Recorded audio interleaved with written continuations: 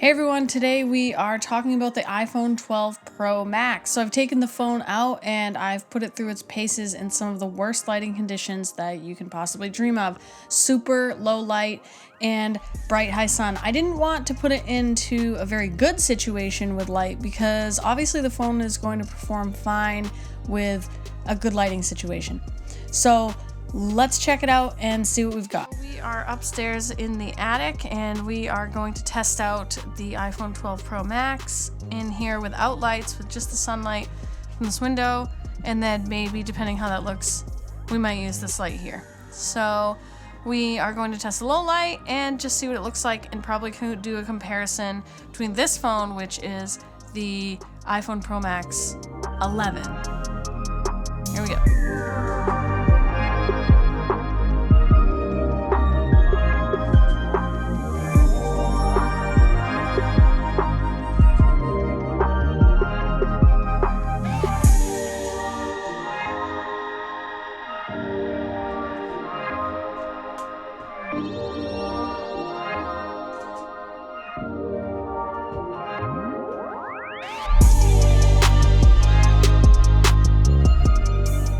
So that I can get behind the window.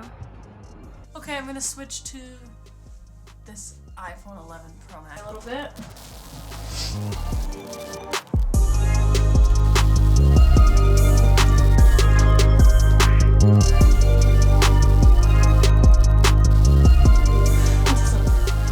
Okay, so right away I can already see that there's not enough light. I can't even shoot this silhouette with this phone. Because there's just not enough light. I'm gonna shoot it anyway.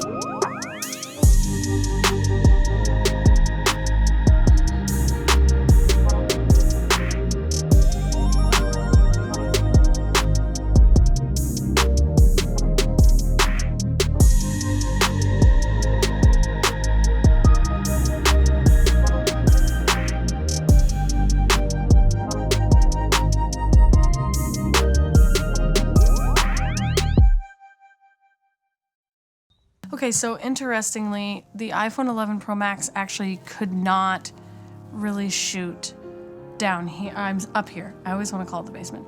It was too dark. So as you can see, this is a window.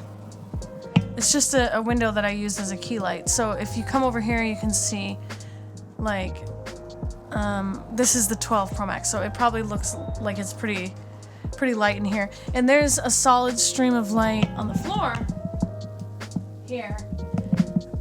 But even when I was shooting this direction towards the window with her trying to create a silhouette, I mean, you can see how muddy this image is because there's no light. It's just the window. It was way too dark. So I shot the images anyway. I didn't think it was gonna be that bad. I'm actually really surprised at how well the 12 Pro Max handled it. I'm pretty impressed. I haven't pulled the files up yet. So, the 11 Pro Max, when I came over here and did kind of this shot where we had the window acting as the key coming off on the side, and we sort of did kind of a Rembrandt sort of look, we kind of stepped here first and lit most of the face. The iPhone 11 Pro Max actually did light the face quite well. It was a different look, which you'll see, but it did light it. Then I had her back up kind of a little past. There's some light peeking through the curtain here. So we were actually able to achieve more of that kind of look that I was going for. And again, it looks different. It didn't sell as well as I would have liked. So what I do think is interesting is I actually feel like it was lighting the right places. Like I felt like, and again, I'll have to go look back at the image, but I felt like it lit the face, but also off to the side where it was dark was super dark. Like it was black, like I couldn't see some of there's like luggage up here in the 12 Pro Max, which I liked because it almost looked like we shot a studio shot of her in here because the blackness kind of fell off. I don't know if that's something that it's doing and sort of analyzing situationally, or if I just got lucky. Okay, so now that we're done the low light test, we are going to take some pictures out in the sun where there's actual normal light at a graffiti wall downtown. Well, actually, it's actually art. not that graffiti's not art, but it's not graffiti. It's a curated art piece that we've shot before on the Cine Bloom video. So we are headed there. We actually also bought the Osmo, I think it's called Mobile or something, from DJI, so that we can, you know, unnecessarily stabilize the iPhone like everybody else. It's 1932. Thank you. It's so weird that I have to sit in the car and wait for them to come out. I appreciate the effort, but it's weird. So now we have this. Useless.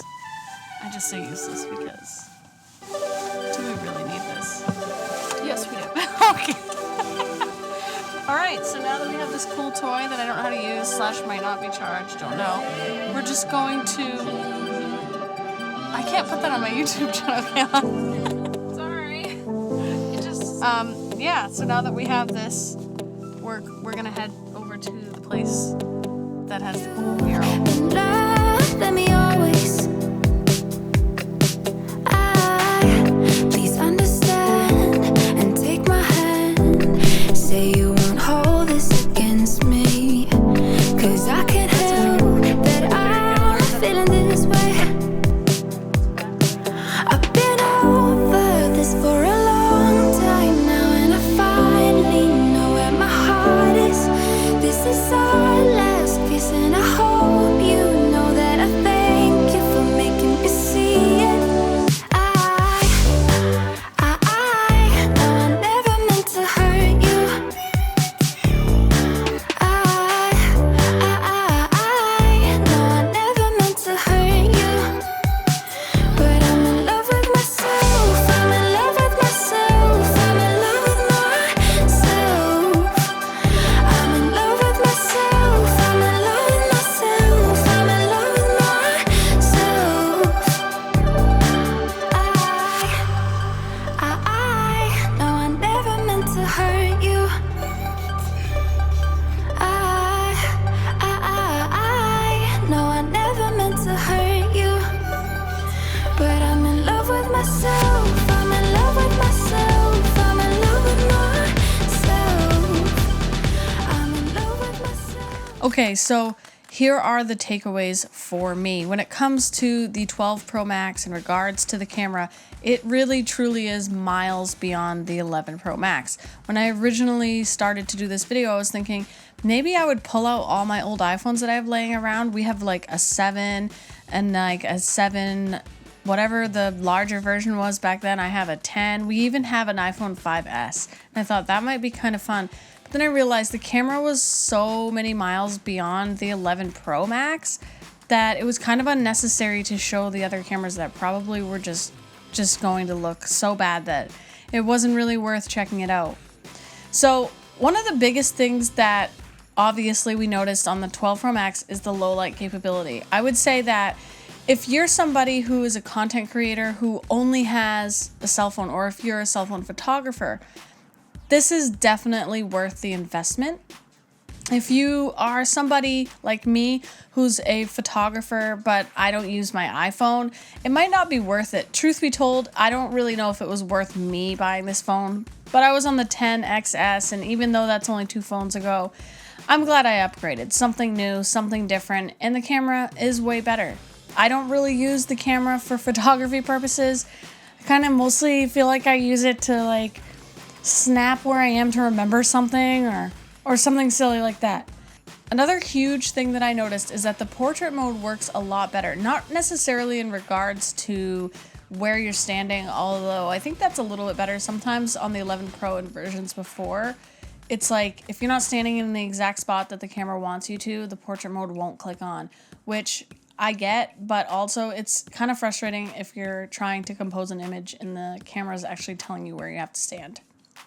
So there might be some marginal changes for that. What's big though is the outline around your subject. So previously, and I'll show you an example, The iPhone sometimes did a terrible job outlining the subject because it's creating that digital bokeh, right? It's not a lens that's actually doing it. The AI is searching for the subject that it thinks that you are trying to photograph, and it's trying to blur out everything. So for portraits, it's outlining the head and blurring the entire background. And I actually took a photo, the same photo of Kayla in the same spot, only like a couple times. And the one that I took outside in the sunlight actually cut off a good whole section of her head here and blurred out her hair. Blurred to the point of like, it looked like she had someone bashed her head in or something. The 12 Pro Max, same exact spot. I didn't move my feet at all, nor did Kayla. It actually outlined it a lot better, a lot better. You really kind of have to zoom in to see where you're like, oh yeah, you can see kind of that digital manipulation that the AI is doing. That's a huge kind of big deal, because the only way that you can sort of, I don't want to say trick people into not realizing that you're using an iPhone as opposed to an SLR mirrorless camera is kind of that bokeh. A person that uses an actual camera is going to see this right away. So for me, that was a huge gain. I was really impressed by that. So it's hard to kind of pinpoint exactly why the camera is so much better, but I'm again going to show you some examples of how it just looks different in a much better way. It's exposing the image more properly, I would say, closer to real life. And there's just this sort of cartoony look to the 11 Pro compared to the 12 Pro Max. So, you know, that's probably resolution, and that's AI doing its job. So it's kind of revolutionary, I think. Don't ask me about Android cameras because I don't do that. Now, if you're watching this video and you're not a photographer, or you're just curious and you're wondering if it might be useful to do the upgrade and is it worth it for you, I would say that if you're expecting to get on the 12 Pro Max and have a completely different and brand new iPhone experience, that's not really going to happen. There is some tech going on that's pretty incredible, especially with 5G, that is going to make this phone miles more usable and a better user experience, especially coming in the future, because 5G isn't really launched yet in every market. But if you're just somebody who uses their iPhone as a phone and doesn't know a lot about tech, or maybe doesn't even know what 5G is, probably this isn't going to be an experience for you that is going to blow you away. For me, I had a small phone. I've always had the smaller ones. This is the first time I've had the big one. And at first I was like, is this a good idea? Well, I love it. The display is great. I've never had such a gorgeous, bright, beautiful display. No, it's great. It's up to you. Is it worth it to you? Do you want to have the newest thing and the newest tech and the newest trend? If you do, get the phone. If that's not your deal, don't get the phone.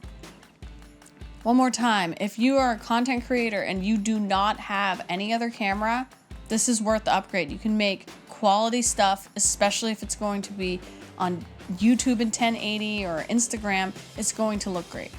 So I hope you guys enjoyed this, and keep your eyes out, because we actually are going to do a video on the Osmo Mobile 4 that we picked up for this video. So we're going to check out all the features on that, and you can see how cool you can actually make your content if you have a tool like this. Thanks for watching, guys. See you later.